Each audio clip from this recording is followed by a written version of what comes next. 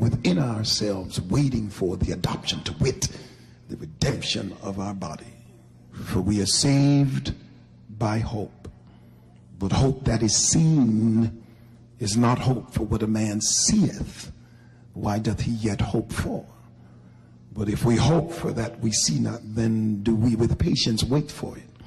Likewise, the Spirit also helpeth our infirmities. For we know not what we should pray for as we ought, but the Spirit itself maketh intercession for us with groanings which cannot be uttered. I want you to note the emphasis on verse 24.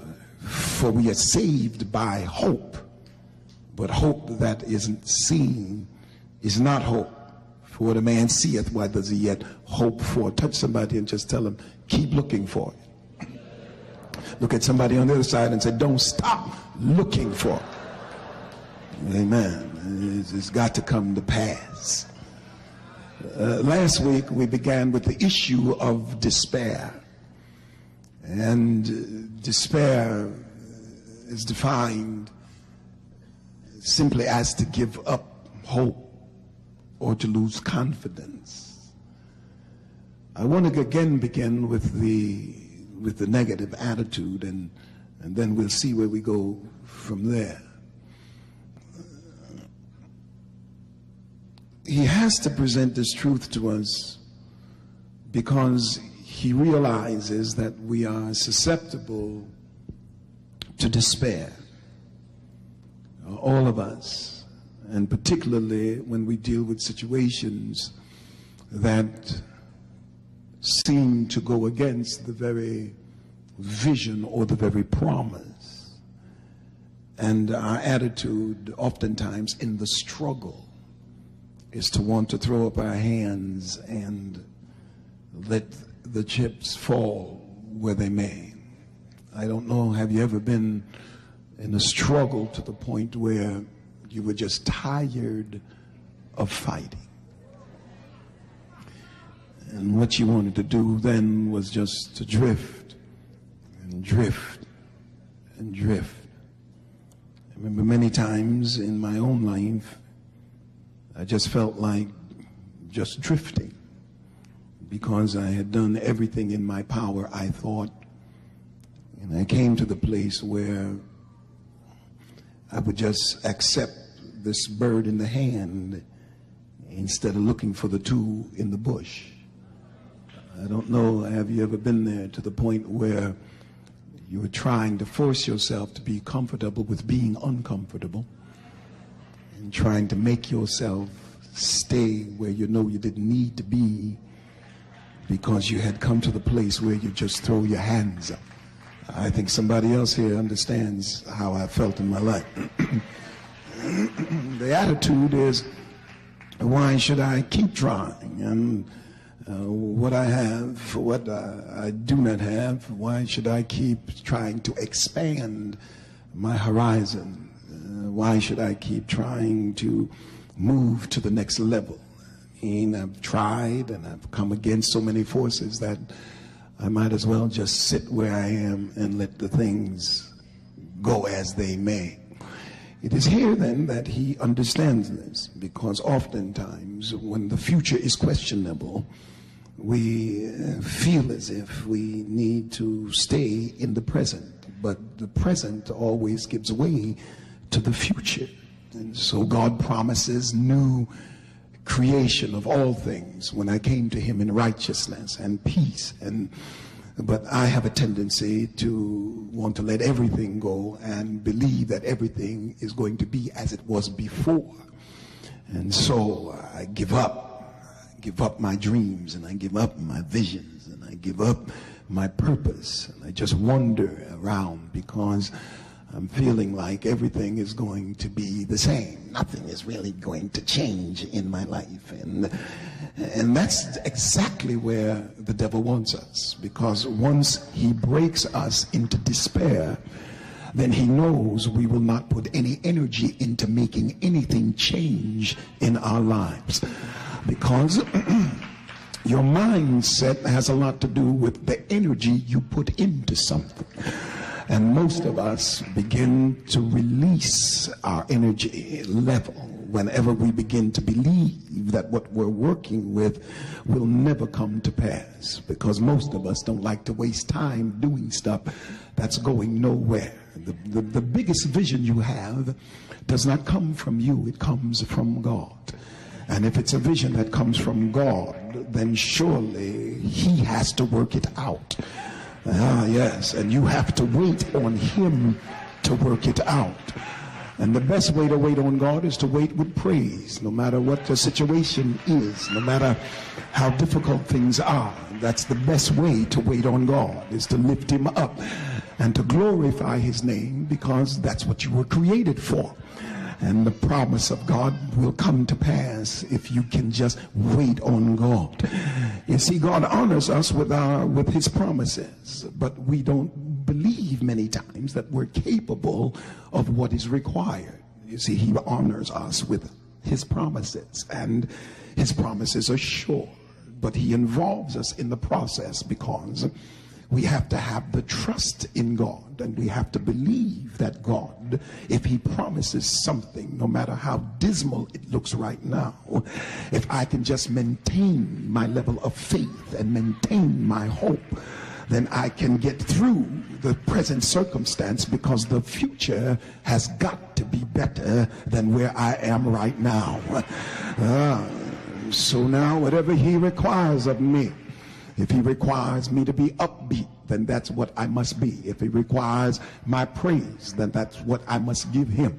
I must not allow the circumstance to break my relationship with God to the place where I will not lift him up, but I will defy the devil in my mind, no matter how I feel and what I'm going through. It is Moltmann who said that it is the sin that most threatens the saint is the sin of despair. It is not the evil he does, but the good he does not do. Not his misdeeds, but his omissions that accuse him, unquote. They accuse him of having a lack of hope. And that's why he sits still and does not move within the powers that God has allotted him. He sits still because even though he has the physicality and the intellectuality, he does not have the psychology that God is looking for. And that's why God gives us this word, because all sins of omission have their ground in hopelessness and weakness of faith. Anytime you don't have the faith you need when you should be going forward and should be moving to the next level, you're sitting around waiting for somebody to make it happen for you. That's because you're sitting in hopelessness and you're devaluating your ability to move on a command of God. If you notice, even in Moses' case, when God called him, he was in Pharaoh's house and he knew Pharaoh, and after 40 years of being in the wilderness, he could have thrown his hands up and said, well, I'm through with it. But when God called him at the burning bush, God did not go in and mystically release the children of God from Egypt. He didn't do it mystically. He had to use Moses, and Moses had to trust God. And when Moses said to God, he said, now give me a sign. And God said to him, the sign is that you will worship me after you get out of Israel. I'm not giving you a sign before. The sign is that you will complete the assignment that I give you. I'm not going down there without you, but I am with you. If he was hopeless, he would have sat where he was and wouldn't move. But he trusted that God would do through him what God says. And many times we don't move to the next level because we sit in despair and we want to feel sorry for ourselves and have pity parties. But God is not going to do it for you. He's going to do it through you. And what he needs is a kind of mindset that says, if God promised it and commanded me to go get it, that's exactly what I will do. Oh, I feel the Holy Ghost goes, I'm going to feel better in a minute, I promise. Chrysostom, he says, it is not so much sin that plunges into disaster as rather despair. And it was Joseph Piper who in his works made it clear that hopelessness can assume two forms. The first form is called presumption, and the second form, of course we dealt with it, is despair. And both are sins against hope. Despair is the premature, arbitrary anticipation of the non-fulfillment of what we hope for from God. It is a premature, a premature, arbitrary, I like that word. It is without reason I have decided that God is not able to bring me what he promised he would bring me. And I prematurely and arbitrarily decide that I do not have the power that God has released in me to move to the next level. I do it prematurely because I don't want to exercise patience. And I do it arbitrarily because I'm not looking at the right reason. I'm looking at my circumstance, and I'm allowing my circumstance to decide the power of God. The circumstance does not decide the power of God. What you're going through right now does not determine whether God is powerful or weak, because God's power is independent of your circumstance. And you can't look at your situation and let it form how you ought to think about your God. You ought to look at your God and let him decide how you ought to think about your circumstance. Well, I feel it here. Touch somebody, say you don't have to back up for anything. Because and that's what some despair does.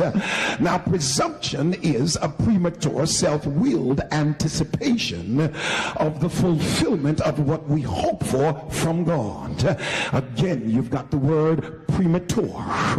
And what that does, and that's what presumption does, is say, if I don't get it now, I'm not going to wait for it.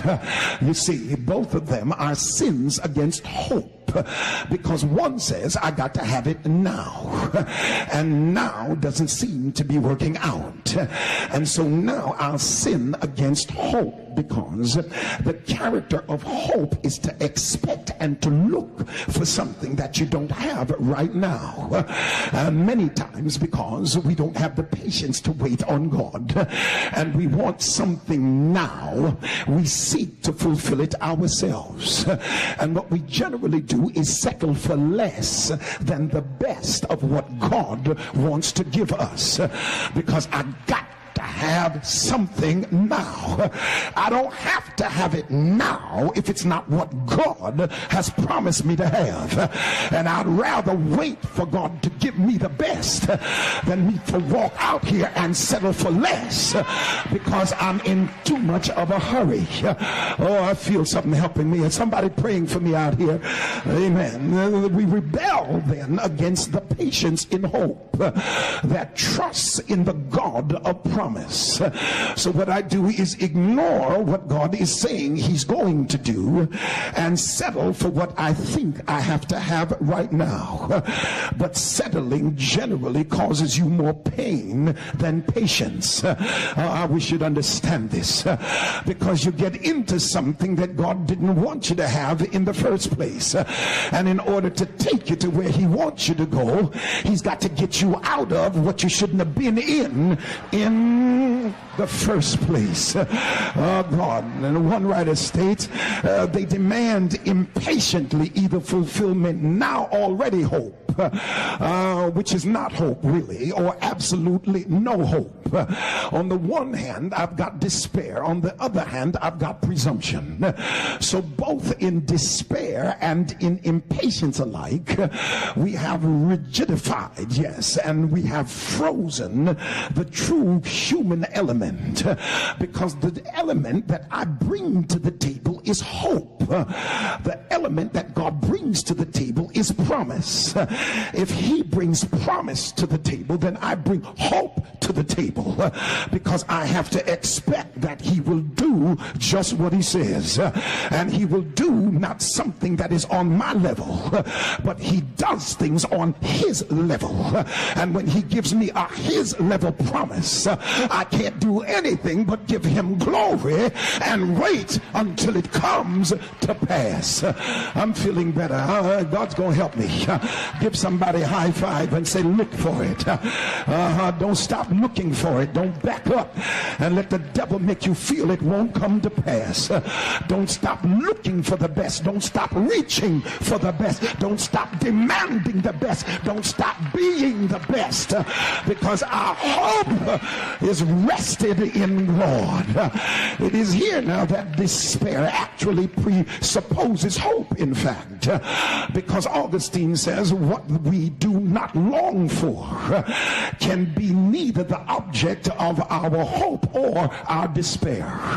And what he's saying to us essentially is that we have quit hoping in order to protect how we feel, because I'm saying if I don't anticipate anything or expect anything, then of course I'll never be hurt if it doesn't come to pass. But what God is saying is that that attitude has distrust for me, because anytime you stop expecting, then you're saying that I don't deliver, and I'm not the kind of God that does not deliver.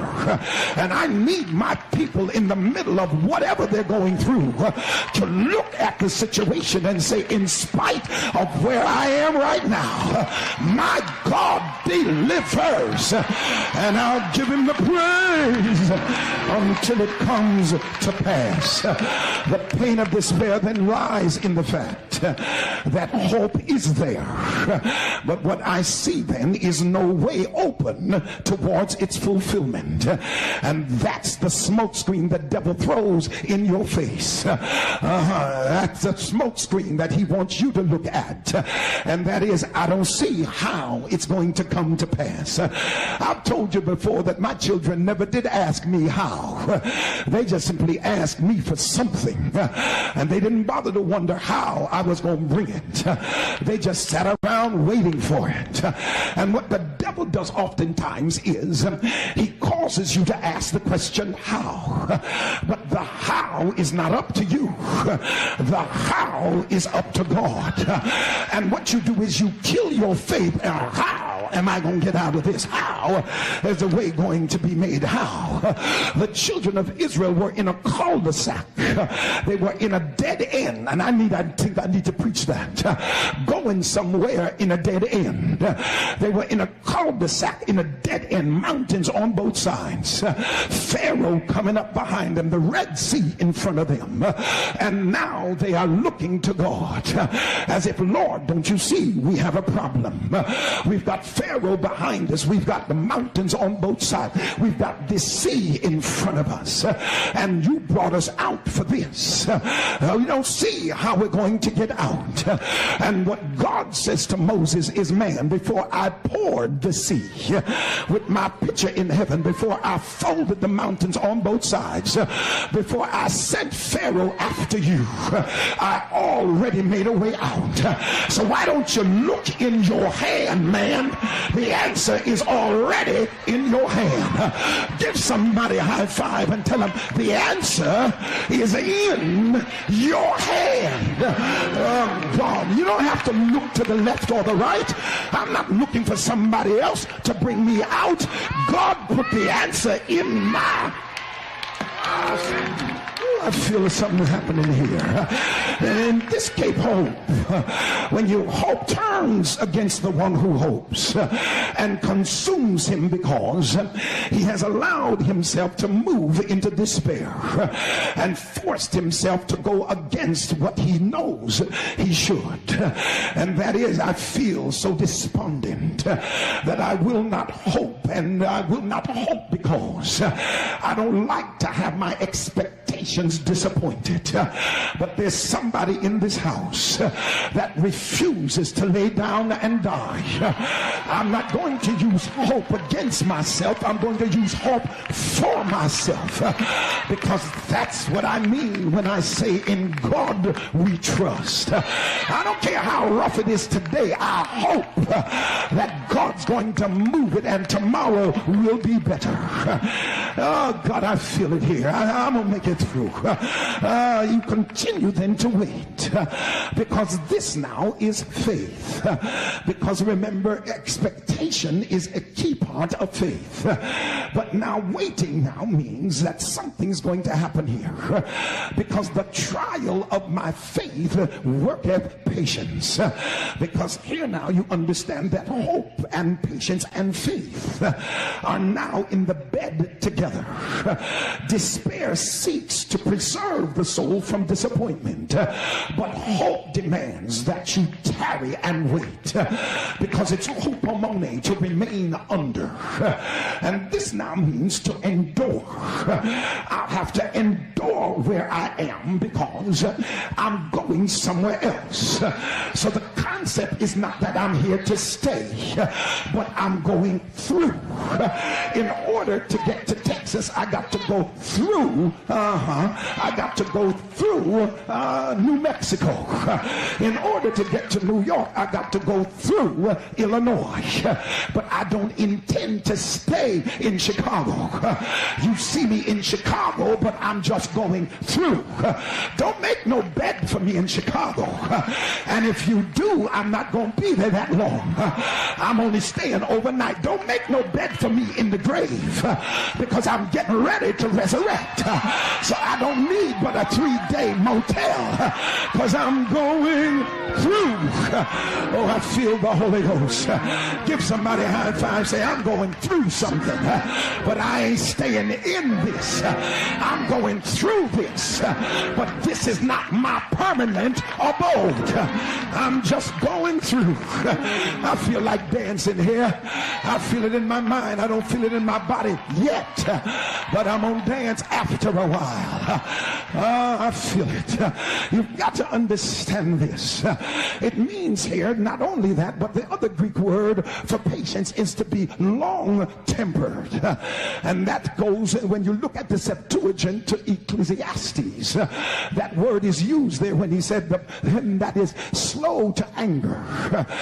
Yes, and he that is proud is negative in his disposition, but the individual who is patient in his spirit is the individual who moves into the place of success, because patience restores your energy, and patience causes you to defy the devil. Oh God, I feel it. Many times we have allowed ourselves to be impatient, and we have suffered more than if we had just sat there and waited on God and put our energy in what God told us, and never operate in your second calling, but put your strength in your first calling.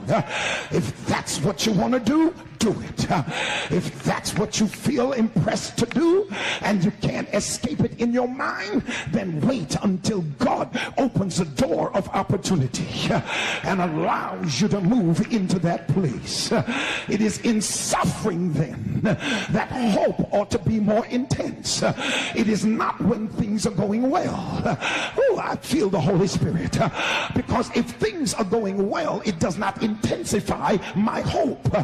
It's when things are negative and things are going against me that intensifies hope, because the devil has arisen against me, because my enemies are all around me, because things are looking bad on every side. Now that intensifies my hope. When I'm feeling good in my body, and I'm feeling good with my money, and I'm feeling good with everything around me, I don't need hope, because I got it right in front of me.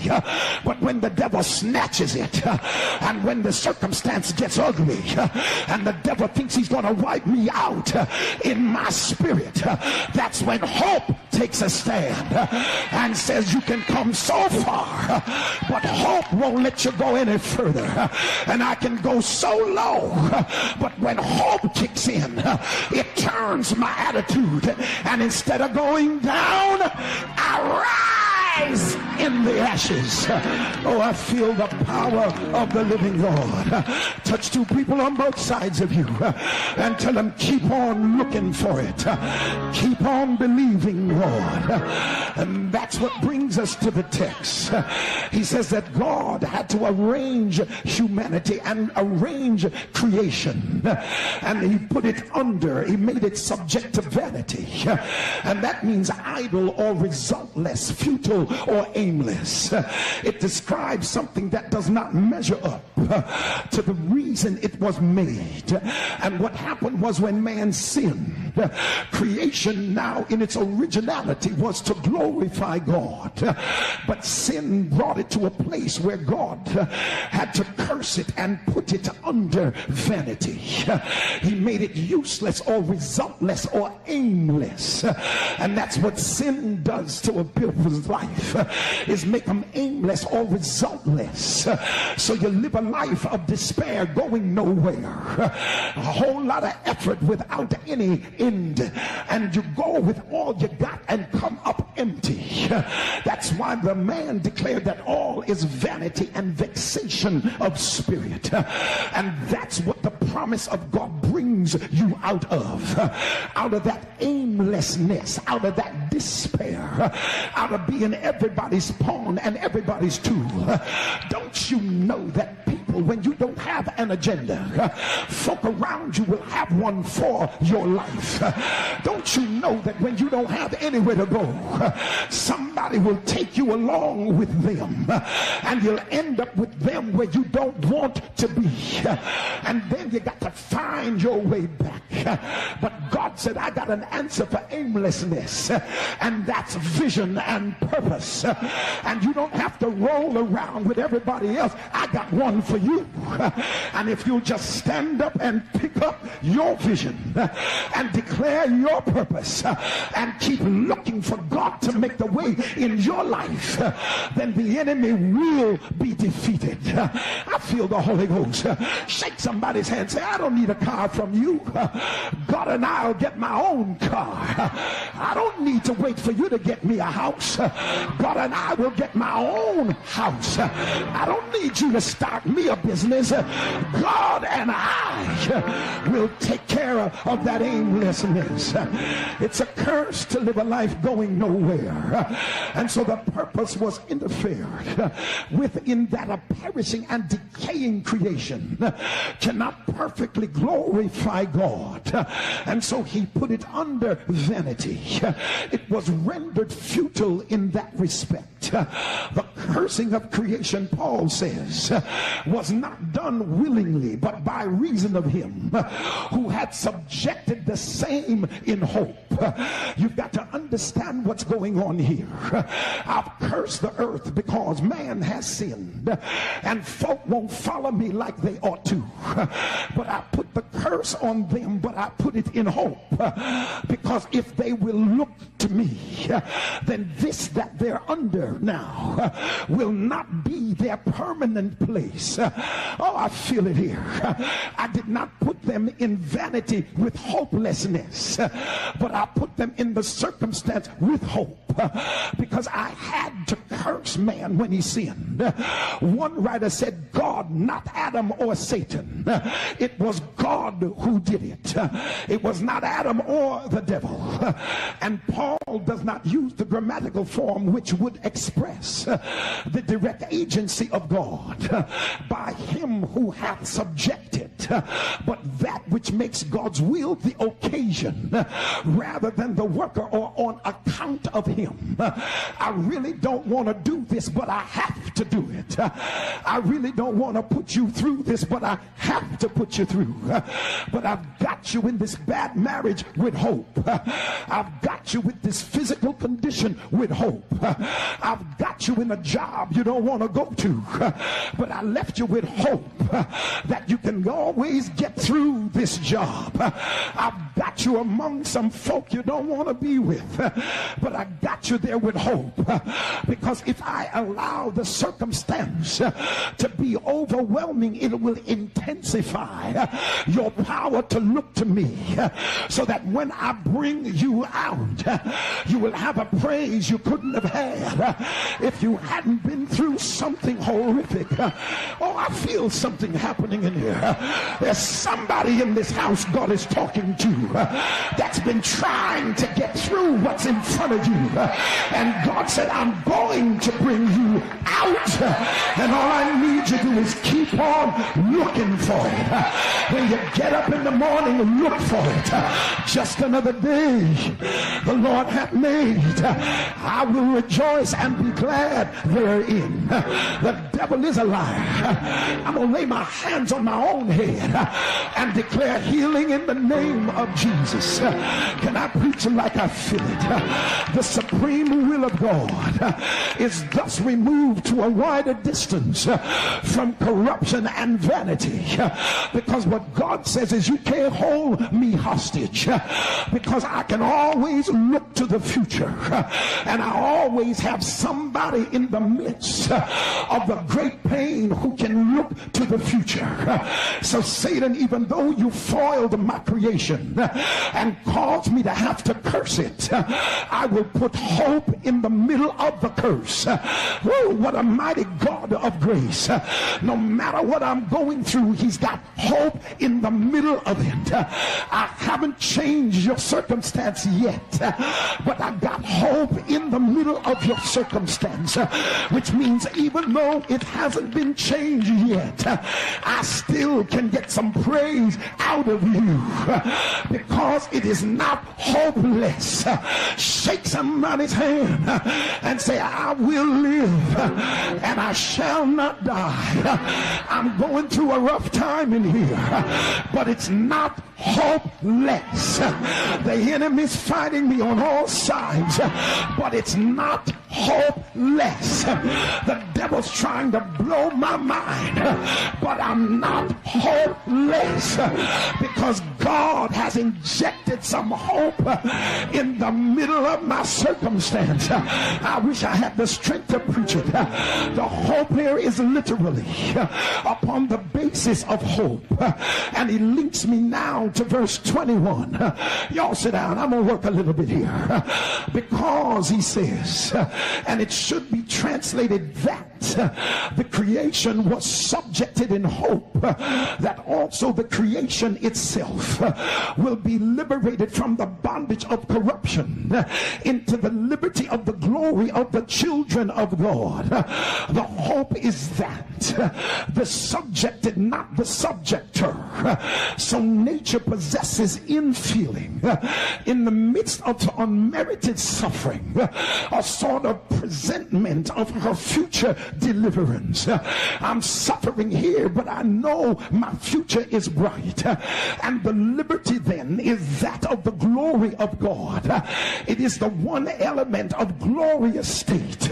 So what's happening now is that the children of God, that's you and I, represent what God is getting ready to do. So the whole universe is looking at you and I. Every demonic power, every angelic being, every animal in the universe is looking at you and I, because of what they're saying is, here is a group that call themselves the children of God, and if anybody ought to have an upbeat attitude, it ought to be a child of God. Come on, Patrick, I ain't got much strength. Anybody sitting around you who declares they're a child of God, they ought to be somebody who's looking for a breakthrough, looking for a way out, because as sure as I'm a child of God, A way has got to be made, because the God I serve is going to make a way for me. I feel like preaching in here. Shake somebody's hand like you go shake it off and say, neighbor, he's got to make a way for me. My bills are piling up, but I'm not hopeless. He's got to make a way for me. I'm sick in my body, but I'm not hopeless. He's got to make a way for me. The demons are watching. The angels are watching. My enemies are watching. And everybody's sure talking. But I'm sitting in the midst of it with my head lifted up and a praise on my lips, because he's got to make a way for me. I will not stop here. Give somebody a high five. Say it ain't over yet. He's got to make a way for me. It ain't done yet. He's got to make a way for me. And I'll praise him until he breaks the yoke. I'll praise him until he sets me free. I might as well have my way. Let the devil go where he needs to go. Get somebody a high five. Say, the Lord will make a way for me. I'm looking for it. I'm anticipating it. I'm expecting it. When I got up this morning, I told the devil, this is my day that God made for me, and I will give him the praise and the glory. Shake somebody's hand. Say, I'm still looking to be a millionaire. I'm still looking to be blessed going in and coming out. I'm still looking to sign the contract. I'm still looking for the new house. I'm still looking to be healed, set free and delivered. I'm still looking for the right man, the right woman. I'm still looking for God to raise something up that's gonna bless me. Give somebody a high five. Say, don't stop looking. Don't stop looking. Are you still looking for it? Shake somebody's hand. Say, don't give up on it. It's still to come. It's about ready to come. Don't give up. Don't turn around. Hold on. Hold on. I feel the Holy Ghost touch somebody. Say, I ain't got it yet, but I'll soon get it, because God promised it, and it's on the way. Not yet, not yet, but I'm waiting. I'm looking. I'm stretching my hand. Yeah. Yeah.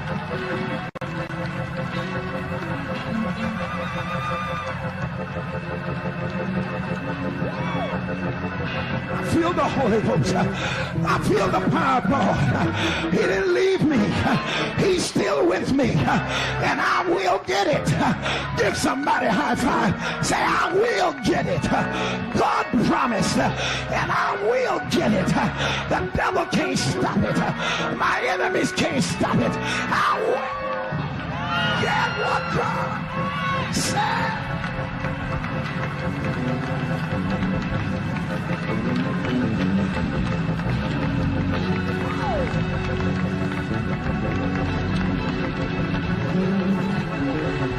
I will. I will. I will. Look at somebody and say, don't stop looking for it.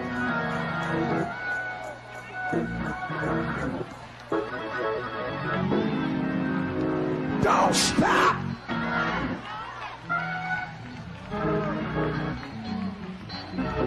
I feel like shouting. I feel like giving God some praise. I feel like giving God the glory. The devil is a liar. I ain't stopping halfway. I'm not stopping part of the way. I'm going home. Oh. Oh. I feel the Holy Ghost. Shake somebody's hand and say, neighbor, I'm destined for greatness. I ain't stopping for nothing less than greatness. I'm going on. Devil wants you to stop partway and act like you can't go all the way. But if I got this far, I'm going the rest. Yeah!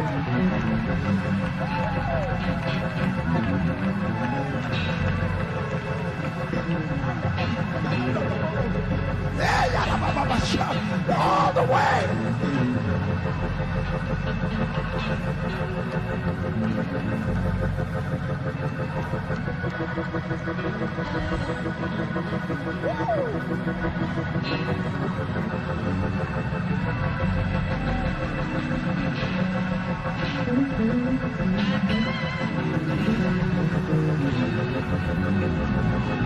All the way.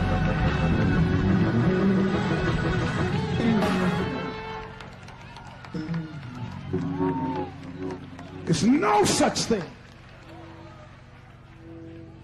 as you giving up. Please. Please. Giving up. You had to kill me first.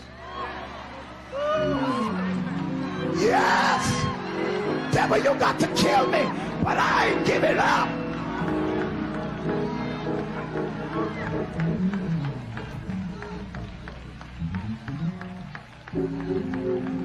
Look at somebody and say, giving up is not in my vocabulary. Giving up. Look at somebody. Tell them giving up is not an option.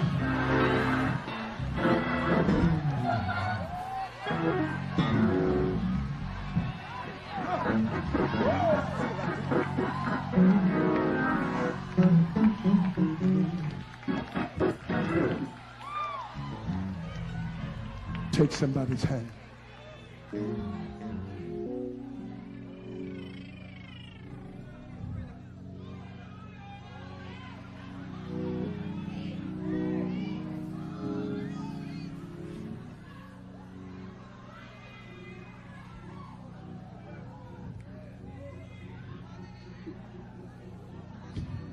Take a look at yourself. When you go home, look square in the middle, in the mirror. And talk to yourself, preach to yourself.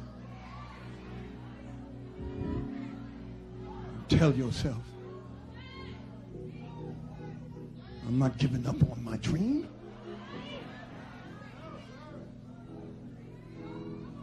Giving up on my purpose.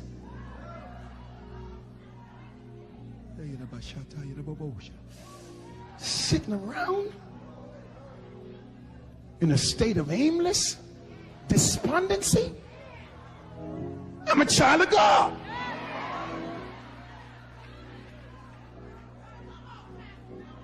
I'm just floating around here aimlessly. Whole creation is looking for the liberty of the children of God. Liberty to praise your way through something. Liberty to glorify God through something. Liberty to lift him up in spite of your enemies. Man, I shout in your face. You will not give up. You will not give up.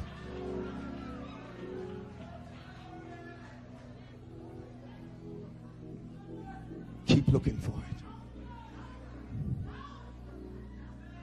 Middle of a rough marriage, keep looking for it to change. Keep looking for God to restore and strengthen. Keep looking for your healing. Keep looking for God to make a way in a dead end. Keep looking for God to open a door that's been closed in your face.